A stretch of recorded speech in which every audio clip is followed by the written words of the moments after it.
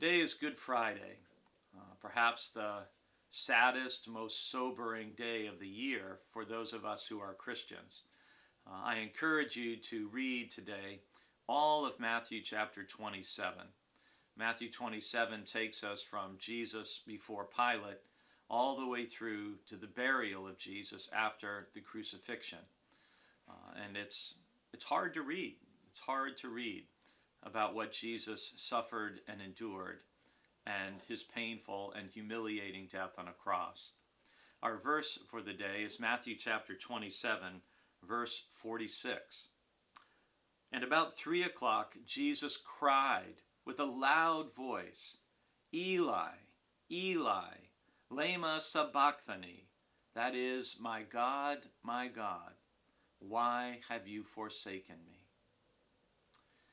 There have been many messages and sermons written about Jesus quoting those words. And it's important to know that he is quoting words. He's not just saying this spontaneously. On the one hand, he is feeling a separation from God that he's never experienced as he is taking on the sins of the world as he dies on the cross. But he's also, as he so often did, quoting from the Hebrew Bible, what we call the Old Testament. And what he is saying is the first line of Psalm 22. Most of us, or many of us anyway, are familiar with the 23rd Psalm. But if you look one before it in Psalm 22, you have this very famous Psalm of Lament. And if you read that today, and I encourage you to read it on Good Friday, you will see how so many of the verses of Psalm 22 describe what Jesus experienced on his last day, from being mocked and scourged and beaten, and this sense of feeling abandoned. But part of what's important to know is that in Jesus saying, my God, why have you forsaken me, and evoking Psalm 22, is you need to read Psalm 22 to the end.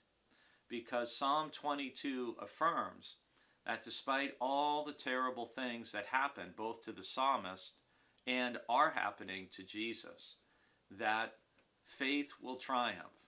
God will be victorious. And it's important to remember that as you hear Jesus say these words on the cross. They may, on the one hand, speak to his feeling of separation and abandonment and pain, but they're also a reminder that even in the worst moments of life, God will be victorious, and God will see you through, and God will hold on to you, even in those moments when you have difficulty holding on to God.